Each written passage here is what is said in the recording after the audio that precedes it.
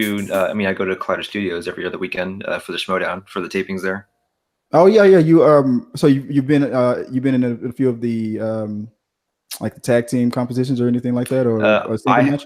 I haven't competed. I'm the promo editor, so I edit all their promos and hype packages for like the live events that they do, and also like the matches that happen every other week or every week. They have 2 matches a week that land, and for each match they have a promo that highlights the competitors and the story that's going on between them, and so I usually put those together for them. Awesome. The last person who was on the Schmodown, who was that I interviewed? Oh, she's gonna be mad that I forgot her name already because not Miss Movies, but her partner. Stacey, yes. Stacey Howard. Because I tease her because she's an Aggie, and I'm all any Aggie from Texas that I know, I'm always giving them a hard time because I didn't go to Texas A&M, but I wear their clothes a lot. So people always come up to me out of nowhere. Aggies is like a cultural thing, like, hey, you an Aggie? And I'm like, no. Why would you ask that? And I got the ring and all that stuff. so I'm always doing creepy. I guess I'm a creepy Aggie at heart. So I go to the game and just perpetrate a fraud. I guess that's me. All right. Yeah, Stacey's great. I saw her last weekend. Yeah, we're hanging out at a going away party for a friend of ours. Okay, cool. Yeah, man. so yeah, she's doing great. Awesome, man. That's cool. So I wish I could get out there at all. I've still to this day have yet to even visit California yet. Really? So one of the places that I haven't gone yet that I want to visit. And the earthquake didn't help. Oh yeah. Like, well, you need to turn this damn plane around, dude. I'm not landing. I'm not going over there. It's coincidentally I had about 3 or 4 different groups of friends come visit California either for the first time or the first time in a long time, and like they all landed right when the earthquake happened. And so welcome to California, baby. Not the best foot forward, for our state. He said, when you said let's get it shaken, you need to be specified. I'm really upset with you on this, but I guess that's what I know that people from California are already used to it. You like the worst thing that you think about is like, did anything fall over or something? Like, oh man, when I get back home, is my stuff going to be on the ground? Yeah. And I can relate to that. I did work. I contracted overseas for the military in Iraq for like 6 years, and my first couple of months there, you're a little nervous. You're they don't sugarcoat anything. At any moment they could get bad. And you're in an active war zone. You're in like a 17-mile perimeter base that the Air Force is protecting, and you're hoping that they got an eye out on the stuff that could come in. But things come in and things happen and whatnot. And I remember my first couple of months, my first year there, a little nervous. After flying back and forth, coming home, going back and whatnot. Now, I guess how do I put it? Like when I'm home. It's been years since I've been there, but when I'm home and let's say, for example, like a big bang that it could be a very loud, it could almost like an explosion, but even if it's not an explosion, like a car wreck, something that's just extremely loud, incredibly close, like that movie title, and that would normally make any person go, "Whoa, what the hell was that?" I'm like, I just casually look. It doesn't. I don't even jump anymore. It's weird. So yeah, you get desensitized to all that stuff eventually. Exactly. So that's I guess I just like with California. So I need to just get over the whole earthquake thing and just go out there. Because I would love to do that. Do what you do as far as contributing to Collider. I love the Schmodown. I love all of that stuff. Yeah, man. If you're ever out here, let me know. I'll treat you out to some Korean barbecue. Awesome, man. And if you're ever out here, I'll treat you to some Jack in the Box. They got Jack in the Box over there, Cal. Yeah. What am I talking about? Jack in the Box is like it's like I've noticed it's just mostly south and west mostly. That's what I've heard. Yeah. And, where did Jack in the Box start off? It wasn't Texas, was it? It wasn't Cali. No idea. That's what this show. On today's episode of Talking Through the Media is we're gonna get right down to the nitty gritty of Jack. What's he hiding? Jack in the Box. The munchy food. Like how they embraced all that. Oh man. 3 o'clock in the morning. You're like the guy. I'm sure that 3 o'clock in the morning guy is like, oh, he gets it every Friday night. He's like, welcome to Jack in the Box. Can I take your order? Like, yeah, man. Do you have any? Yes, we have it. Just hurry up. Tacos, right? Yes. I already have it at the window. You don't even have to pay. Just get out. Yes. Take it, damn tacos. According to Google, the first Jack in the Box was in San Diego, 1951. Home of the Comic-Con. Yeah. So comic books and tacos. Comic books, tacos. You guys Jack in the Box goes hand in hand.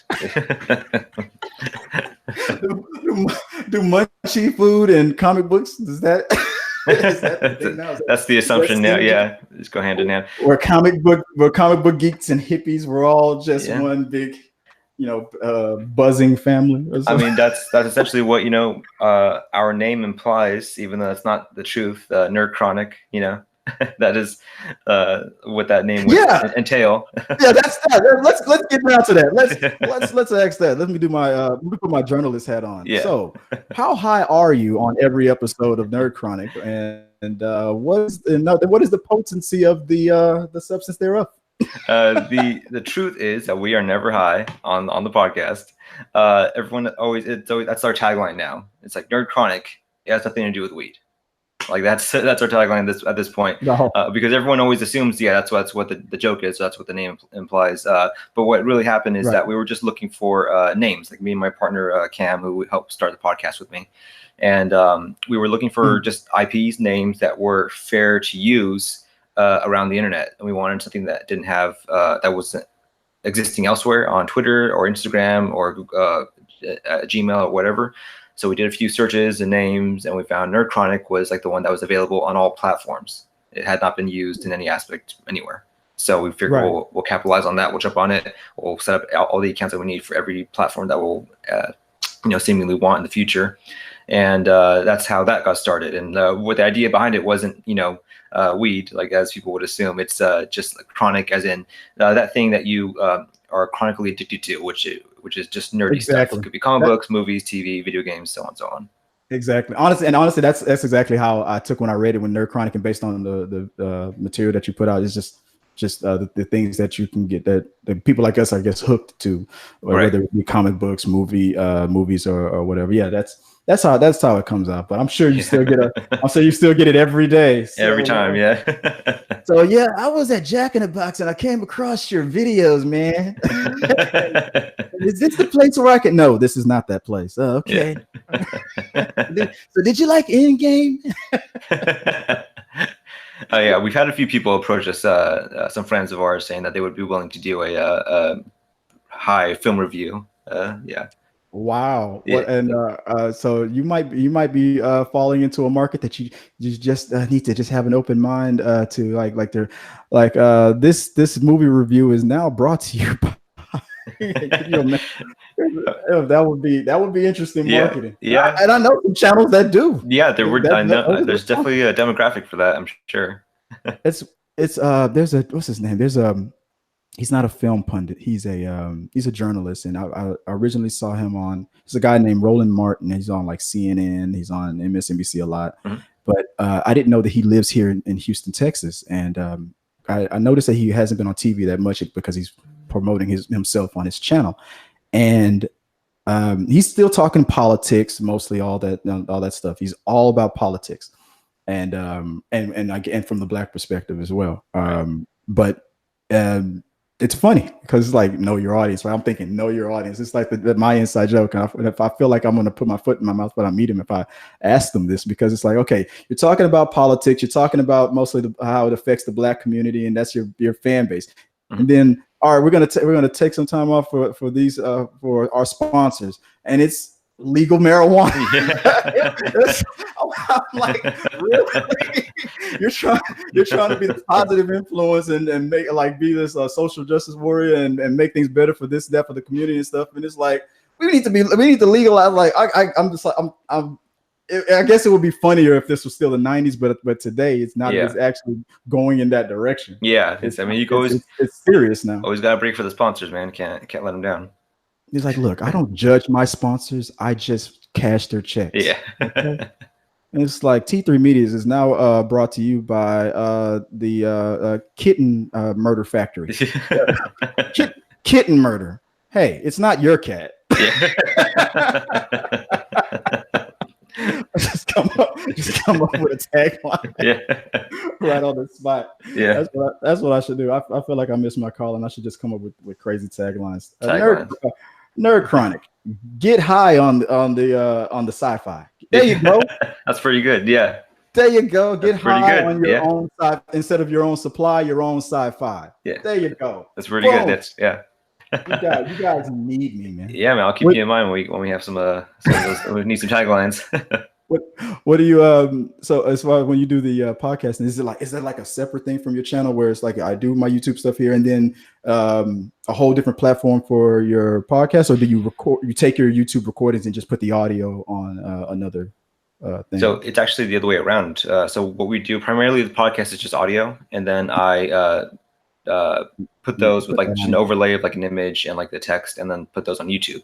And that's what we primarily do on right now. The goal is to very soon start doing video recordings of the podcast, and also start putting out a few other video content that we have talked about and had in mind for a while now. Broad picture for us is that we just recently opened a studio here in Burbank for work purposes. And we're going to utilize that one for work and for income and revenue, and then for our own purposes, we will then use that in our space as our space for the podcast to start doing some more video content. Awesome. And I see now I'm gonna look directly into the camera and talk to my friend Sean, who does a lot of videos with me. See, Sean, we need a studio where we can actually meet and do these things, because I mean the Nerd Chronic says that they will pay for it. They will sponsor us 100%. And look, I told you I'm going to make this happen. We've been talking about getting a studio for a while, and it's just money and time and all that stuff. Can we commit to a drive? Because we both live on opposite sides of this big city, right? And it's like no, we'll just keep doing it like what we're doing right here. We just do it on Google, and I guess whatever happens in the future happens, but lately here it's been more excited. Amanda just joined the team. She comes here every week, and we're having fun. I'm trying to stay on a consistent schedule. That's what they tell you for YouTube. You have a schedule, it helps. And I guess it does. Yep. That's what they say. I mean, yeah, and that's probably our biggest problem right now, is just because, we're trying to make a million things happen. And so sometimes our schedule, as far as the podcasting goes, our own purposes, we get a little lax on that. We stay on schedule for, clients and other purposes that we definitely don't want to let down. For our purposes, we're still a little loosey-goosey on that. We're trying to figure it out the right time to buckle down and make sure we can get those things out consistently every week. Exactly. I noticed a huge difference. When I first started this channel, it was we stayed consistent. We almost did a recording almost every day, and then when I tried to put more structure in it, I found out the hard way that not committing to that schedule. I'm going to do this every Monday or every this day, and then when you don't stick to that, you will see a huge drop off. And it's hard to get that momentum back and whatnot. But life happens, and I mean, I'm a father. I have 3 kids of my own that are here with me half of the time, and when they're here, they know what I do. They know that I do video. So imagine you have an 8-year-old, a 6-year-old, and a 5-year-old who are aware of YouTube and want to be YouTube famous. And they see the equipment and they're like, "Dad, can I be on YouTube?" I'm like, "No, you're not funny. You don't have anything to talk about." And I'm trying to keep my subscribers. Yeah, that's not for your safety, just because you're not that talented. Yeah, exactly. when you develop a talent, then we'll talk. I'll be right there ready to exploit it. But until then, that's why I wish superpowers were real. Because then I'd definitely have some materials. But then I would be afraid for my life, because I know he would. I feel like my son is like, I don't know how to explain, like Simba. I can't wait to be king. Right. I feel like when he's about 15 years old, I'm gonna have to keep an eye on him, because I feel like he's gonna take me out. He's gonna inadvertently get you killed. Exactly. Like, oops. Sorry about that, Jack. I guess I'm the man of the house now. No. Yeah. But my kids are funny, man. They love their YouTube channels where they watch other families, get to, record and play video games and what, and that's all they want to do. And I've tried to record us doing that. Yeah. But I have a 4-year-old who and a 5-year-old who doesn't understand that watching those videos or playing the video game and being recorded is one thing, but they still have the instinct to get up, get right here and to the camera and do this and be like, "Hi, my name is Cassidy," and whatnot. I think they think that they're live. I don't know what it is, but every time I'm trying to film something with them, they do that. They go right to the camera, right up to the microphone, and they're like, "It's my show now." And I'm like, I have to erase this whole thing. This is garbage. You're all on punishment, and there's no dessert. This is why you won't be YouTube famous. Exactly. This is why you're never going to be on T3 Medias. But I don't know. But it's funny. I lie to them. I say, yeah, that video that we did, I put it on the channel. It's got like 1 million subscribers. They fall for it because they're kids. You can lie to them. Santa Claus is real. Yeah. The Easter Bunny is the Easter Bunny and the Tooth Fairy. They ran off together. So you're gonna get extra chocolates under your pillow. I just make it up as I go. Yeah, it's like when you give the kid like the unplug controller so they can play. Yeah. To make them think that they're playing. You mean that trick, make them think that they're playing, but you're really playing? Yeah. They don't fall for that anymore. Oh man, that's a fight right here in this house. But I'm proud that it's funny. With all these new games that are out now, that the violence in some of them, for some reason, my oldest, he's addicted to old school Sonic the Hedgehog, the games that I played at his age. And he's right now in the middle of, he has to beat the campaign of that old Sonic CD game. Right. He's in the middle of getting all the emeralds and all that stuff. What is he playing on? Yeah, on our Xbox, my Xbox, and all the old Sega games are on there. I mean, but anything Sonic. Yeah, I have to give it to Sega, man. Like, they've done a good job with that. Like, they've done a good job bringing back that IP in its original form, because they failed for so many years trying to make it new and hip for the new generations. They just finally realized, just put out what we had before, and like kids will still play it. Yeah, just stick with. Now they just do game development. They don't make consoles anymore, and they save themselves from disaster. It's funny that if I remember the story correctly, the Xbox, so Microsoft originally was going to give themselves to Sega. They wanted to. They came to Sega first. Sega turned them down, or was it PlayStation? One of the two. It was, and then they developed the Xbox. I think PlayStation almost had a similar story. It was two situations where Sega. Well, I watched those videos, the rise and the fall of Sega, where I think Sega had two opportunities. I think it was Microsoft before the Xbox was even a thought. And there was the Sega PlayStation. Yeah, it was. They both went to them, and Sega, they turned it down, and they said, "Well, we'll do it on our own." Yeah. And now Sega doesn't make consoles anymore. So, like, what would the world be like right now if it was the Sega PlayStation? Yeah, I want to see that world where it was a Sega PlayStation, and then Blockbuster streaming service, and all those what ifs. Yes. Oh my God. Yeah, that's what Marvel should do with that what if show. What if Netflix, what if Blockbuster did say yes when Netflix offered themselves up in a silver platter to them, and to buy them out, and they said, nah, people love coming to I used to work at Blockbuster. People love coming to Blockbuster. They love this is gonna last forever, just like the movie theaters. Yeah, 10 years later. Like, Netflix, please, can I? No. Yeah. No, sorry, you can't afford it.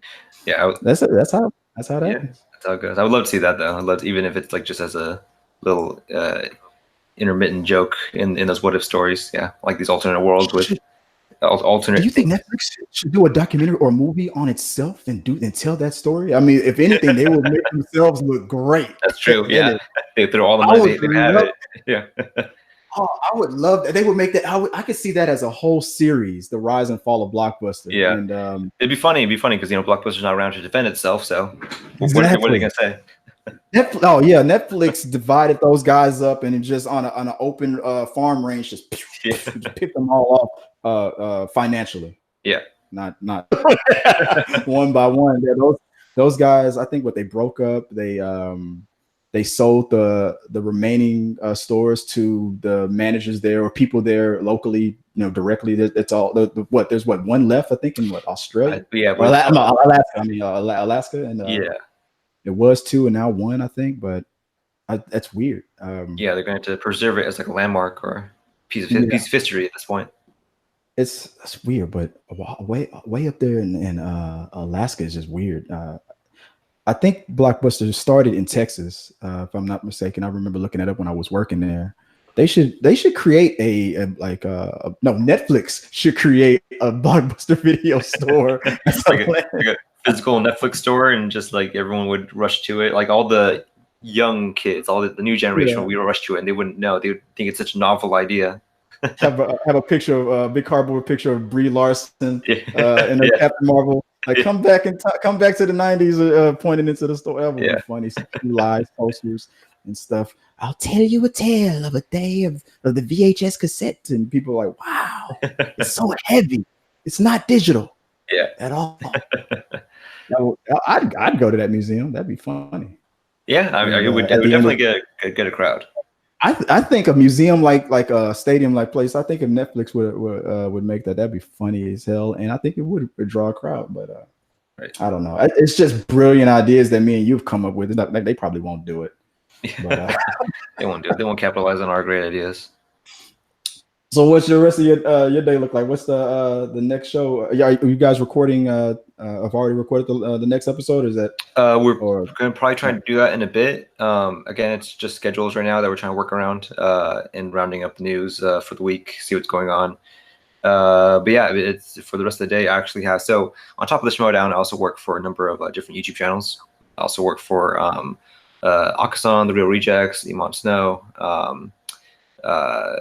and a few other people that I'm in talks with right now. And so usually my day, particularly my day as an individual, I'm either working on the podcast or for the Schmodown or for any of those variety of channels, getting video content done for them. And they're primarily reaction channels. So they react to trailers, TV shows, so on and so on. And I help edit some of their reactions for certain shows. Wait, so are you the guy in the chair? I'm the guy in the chair. Yeah, I'm the guy in the chair. That's awesome, man. Man. See, and it's so hard because I know I have another great friend. His YouTube channel is I do a plug for it. Silver Screen Analysis. Anthony. I can never say his last name correctly, so I won't try. But me and him have been back and forth, talked and collab for some years now. He's a great guy. And he tells me all the time, I got to get out there to California. I'm meeting all these people. They're mostly right there where you are, Burbank, and between that and San Francisco and whatnot. Right. And I just need to just do it, man. If not anything, just see Disneyland or just see the sights, because that I've been talking about it for so many years. I got to do it. I should do it, and then life gets in the way, and I just feel like I'm just lazy. It's PUBG. That's really that's holding me back. But that's the dream. You get to that point where like, I could do some work, I could be productive, but maybe I'll just play some PUBG for a couple, for 10, 12 hours. Yeah. It's just, a murder island where everybody's trying to kill you. That sounds the same. Yeah. No, but it's one of my goals. I'm always saying I need to go to the conventions. I need to be more active with that stuff. So hopefully I'm trying to surround myself with the people here to keep me motivated and push me to if we're gonna do it, we got to do it. We can't just talk about it. And I'm sure that I'm sure you also provide an Airbnb, because I see a couch there. So we did for a little while. We had a spare room that we were offering to friends who would come in for the Schmodown out of town for tapings and stuff like that.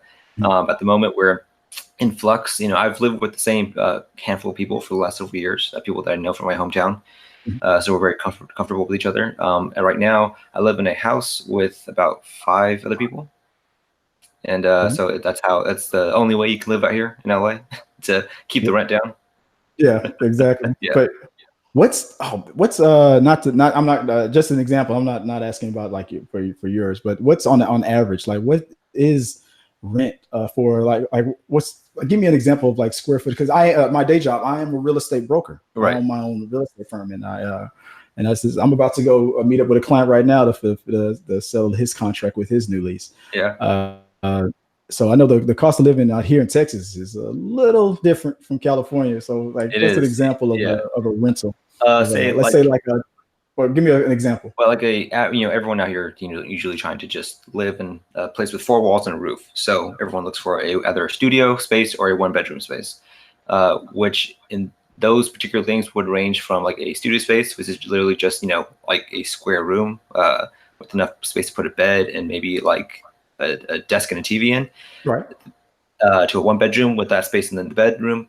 That would run from probably at least 900 to about 1,500. Dang. Yeah. The average. That's not like so a 1-bedroom like with the door, or are we talking about a studio or an efficiency? Like a studio, literally you walk in the door and that's the room. You're in the bathtub. Yeah. Yeah. And then from there is after that will be the 1-bedroom, like, which is the living room space, and then a separate room for the bed. There are studios, apartment complexes with studios or efficiency units like that are priced that way. But you're talking about the brand new, and they try to be so luxurious, and they're downtown. It's mostly about the location and whatnot. But on average, because I when I first got my real estate license, I was an apartment locator. On average, the average studio apartment is probably like $500. Yeah. Here, and my first apartment was a studio. My first when I lived by myself, it was like $4 something a month, and how many square feet? 500 or 600 square feet, I think. Mm-hmm. So it was a nice size. It was just me and one cat. Yeah. That I trained to bite all my friends when we played our video games. I trained to bite them on their leg. So I would win. It was awesome. That cat was awesome. That's really good. Yeah, I mean, that's how it is out here, though. People are happy just to have a roof over their head for the most part, and that's the biggest issue with people trying to come out here and be creative and try to make it out here. It's like the cost of living. And that's the biggest obstacle that you have to overcome. I have a friend who just moved out here from the East Coast, and he just made the leap. He just said, I want to make it out here. I want to do the work that it takes to be successful. So he knew he's gonna have to do the work in. So he's putting the work in right now to build the income to then necessitate getting a place to stay, which is, again, like, that's the first thing you have to focus on. If you can't have the place to stay, then it's just everything else is going to collapse after that. So everybody that lives with you right now, are they also contributing to the channel? Is it Nerd Chronic? Is that the whole team, or is it just some of them? In ways, yeah. So like my roommate who I've lived with for several years is our sound engineer and my business partner. And so he knows everything sound. If you ever need any sound advice or issues to look into, he 100% will probably be able to fix it.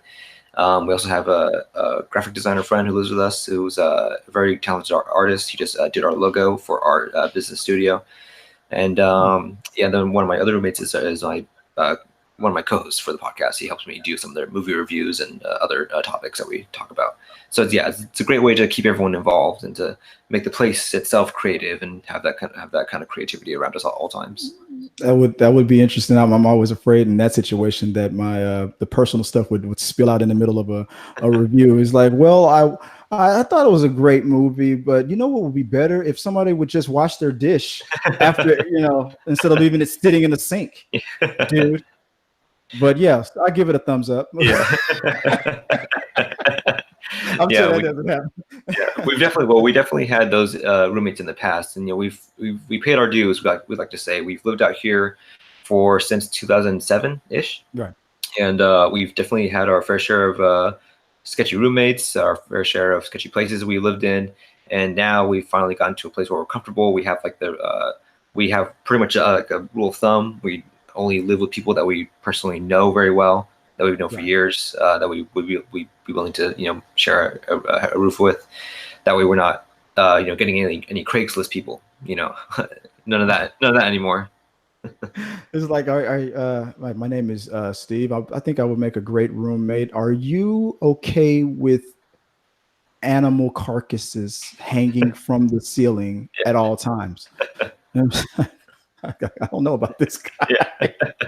Like, oh my God. See, I also, there's some bunch of Craigslist stories I could say, because I unfortunately still have to use Craigslist to advertise my services Right. here. But it was bad for a while. But most part, it's just mostly it's gotten better. They've gotten very strict on that platform. But oh man, you're bringing back a bunch of it's just screaming back some Yeah. memories of some people that I've met off Craigslist that I mean, like, almost like these people should have trench coats and just on just ready. Yeah. Like my fortune cookie will say something like, you know, anonymous Craigslist stranger reveals himself today, and he's right there. Oh my God! And then, bam.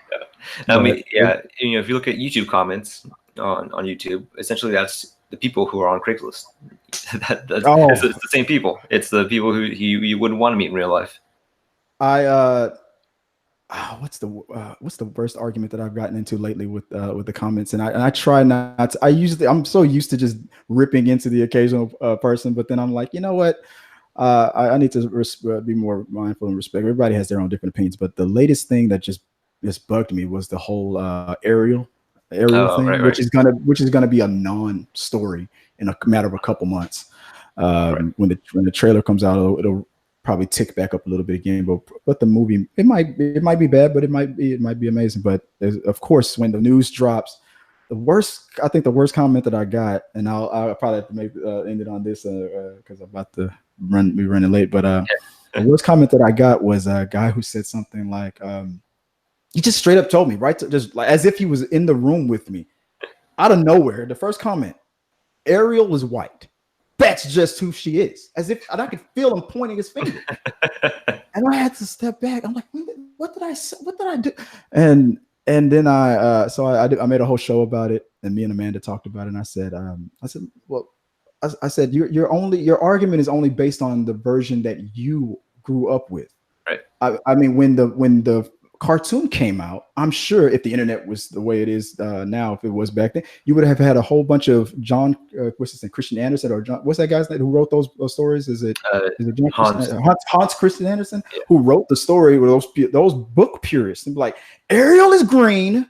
She's a psychopathic murderer who almost killed the prince because he went with another girl instead of her, and just telling the pure story of the Little Mermaid. But we didn't hear about that because, you know, all we got our news from was what, Entertainment Tonight. And it's like, hey, Disney's coming out with a cartoon. I'm like, all right, we just accepted it. That was it. Yeah. But now it's everybody's opinion, and we went back and forth for a little while, and even my explanation about that, I was like this is just the Disney version. Right. It's not. You know, it's just relax. But no, I felt like I was in a presidential debate. Like, you know, like, she's this and that's it, and you're just gonna, I'm like, hey, okay, I guess you're gonna just stick with your convictions, and I'm not gonna be changing your mind. But that was just a weird week. What's the worst comments that you've gotten so far? Yeah, well, I mean, for myself, like, it's usually pretty lax. Like, I mean, for us, like, either usually when someone just has a different opinion than me, it's like, okay, like, whatever, you know, it's their opinion. Like, it's gonna be different. Everyone has different opinions, so I can let that go. It's when people make assumptions about things that they just don't have the whole information about, and like they try to express like an uninformed opinion off of something that they could easily clear up if they just read a piece of text that was in front of them. So for one of my clients, Iman Snow, she does what, you know, a lot of reaction channels do Patreon perks. So, you know, on Patreon you can set it up, and it's like, hey, you pay $1 a month, you get this thing, $5 a month, this thing, so on and so on. For Iman, she has Patreon exclusive show reactions, which means there are show reactions to certain shows that are just on Patreon. Like, you pay to see it, and like you won't see them anywhere else.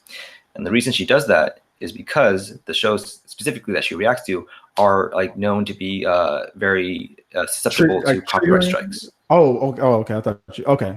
Going They're that known to be direction. Okay. sensitive to copyright strikes. Yes, if Oh, so, okay. she puts on YouTube, I there's a see. chance that the channel will get a copyright strike and she will get in trouble. 3 strikes and the channel is dead entirely. Right. And so she, a lot of people were Is upset it? about You mean based on just the subject matter, or like the material that she's using or showing on the the screen? materials, like the shows itself, so like particularly their anime. At least Right. some anime studios Right. that produce them are very keen on striking channels that show any content of Exactly. theirs. And Exactly. people were a bit upset about that, saying, it's like it's very selfish and it's like, like money grabbing to do that because she just wants people to pay for like content like that she won't share publicly. And it's like, I just want people to understand that it's not because she's doing it because she wants to. Exploit or It's not anything. an exploitation or a cash grab. She just is trying to be safe because like there are such things as manual takedowns on YouTube. Like people say like, well, can't you just post it? It's like a link elsewhere. And it's like, no, because like the studios actually will manually look out for these videos and take down like any videos associated with their content. Right. And it's happened. I know people who have gotten in trouble for, just showing a still image. I know people who have gotten in trouble for humming a theme song from a movie, like on their channel. Wow. This studios will, if they want you, if they see they have eyes on, If they on want you, to, they'll come after you. Yeah. if they have eyes on you, like they will come at you any way they can. So I like always feel like it's when you hit a certain, obviously when you hit a certain level of popularity and they, the one time it really bugged me, I think it was when I made a reaction to the that movie, The Prodigy that came out recently, that came and went. And I don't know why I got so offended. I didn't get a strike, but I got that little, that little slap on the wrist message, like, hey, they don't want you to, monetize this kind of message. Yeah. And I remember taking it personally, like this movie is gonna need all the publicity it can get. Yeah. And really, I remember going on a 30-minute rant about how it feels to me that this movie might not do so well.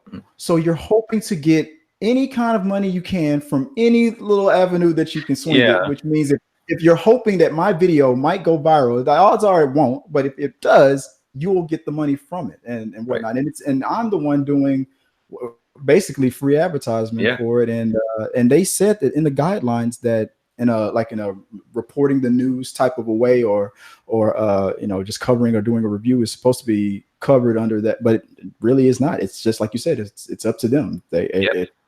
We might not give you a strike, but we will rig it to, if this video goes viral, which we're hoping for, we're the ones that's going to get that money from that, not you.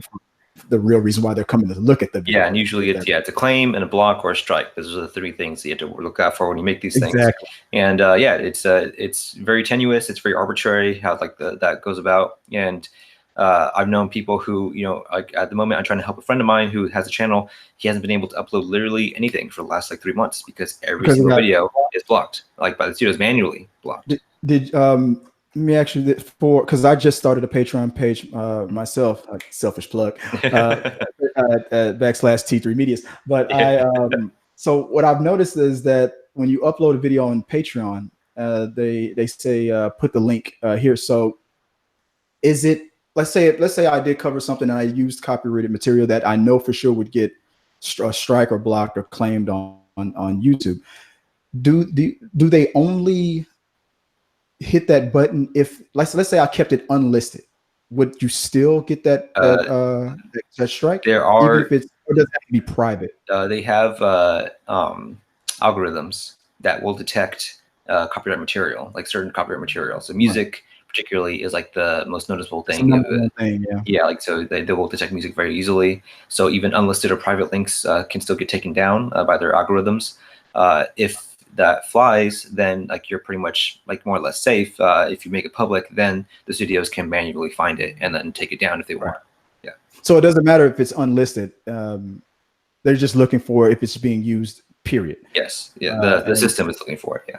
And so what's I guess like for your friend who has to put it on the Patreon page. So what's the strategy? Is it you just do a direct upload and or just a platform? A few people that I know usually, like, so Vimeo is a workaround that people usually do. So like for a lot of copyright happy shows, they will put up a YouTube link. It's like, hey, here is this episode reaction. Click the link down below in the description to your Vimeo so you can watch it there. Then you could just, it's a redirect. If that doesn't work, like again, like for certain shows, even that is risky, because if the studio sees like you're even putting out content in general, they can still manually take it down and give you a strike for it. Right. So some people keep it as Patreon perk, and then the thing that they do, which I believe is working for like a handful of people, is they upload it to Google Drive.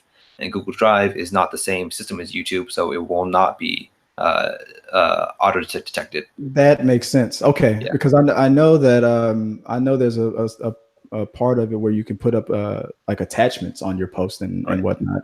But for the most part, for the video, I just noticed, and I'm reason why I'm asking is because I've just literally launched it. So, that it's asking for a link for the most part. So Google Drive, that's it. Yeah. That makes sense. I'll probably have to look into that if I if that's the direction I need to go. So, yeah, that's I appreciate the tip. Yeah, it's usually the workaround that I see a few people take, and it's worked so far. I don't know of any specific issues that people run into. Besides, sometimes there's a bit like of a delay in like if like say it blows up and you get like 100 people trying to hit play on it, it will then say like this people are trying to access this too quickly, too much. Right. That makes sense. And I don't see them attacking that as because YouTube is a different beast, and they had their other rules in place before Google absorbed them and everything. So and because it's the #1 source for all this commercializing and monetizing space, that's probably why they're so hardcore on their rules for that. So that makes sense. It sucks, but at the same time, I kind of understand it. But even though I understand it, it still sucks because I don't care about their reasons. I want what I want, and I want it now. It's a fickle matter. You know, copyright is a dangerous beast, and like on one hand, it's like I understand your perspective and everyone else's perspective who are doing these videos, because it's like, one, you just want to share the joy and the reaction with everyone. Exactly. That's part of it. I think that's the driving force behind everyone's reaction channel. And then two, it is free advertising, because a lot of these people definitely wouldn't know about a lot of these movies if their favorite reactors didn't show them, didn't present it to them. Tyron Magnus, for example, the Rejects, Blind Wave, if they have a good following, it's like a really great turnout for your product to like show to like an audience of 500 to thousands to 1 million subscribers, and that way you get the word out there.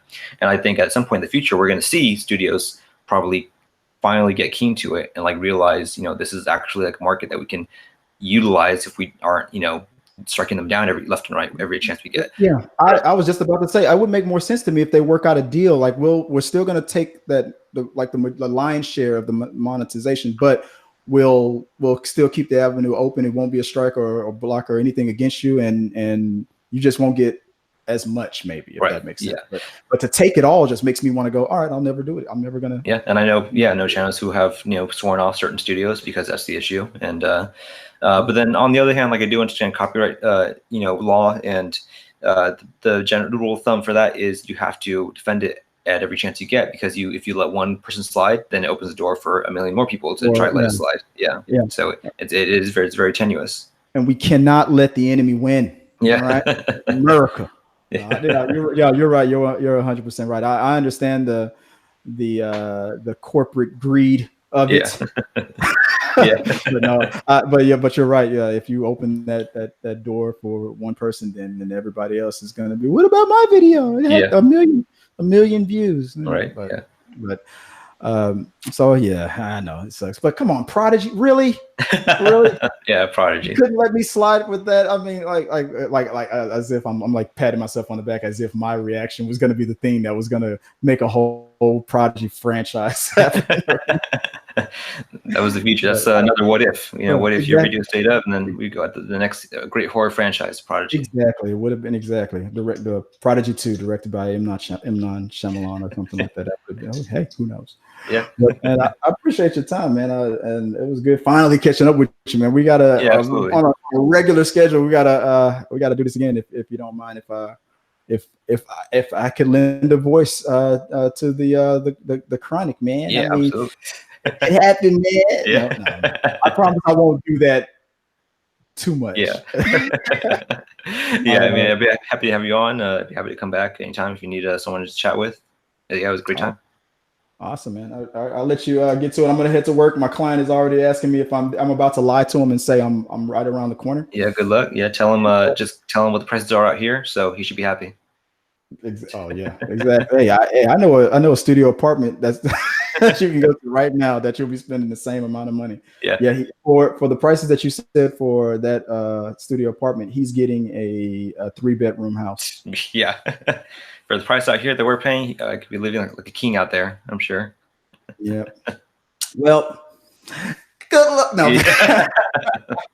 But I'm gonna head out and appreciate your time, man. So yeah, everybody, I want everybody in the sound of my voice. I want you to go check out the Nerd.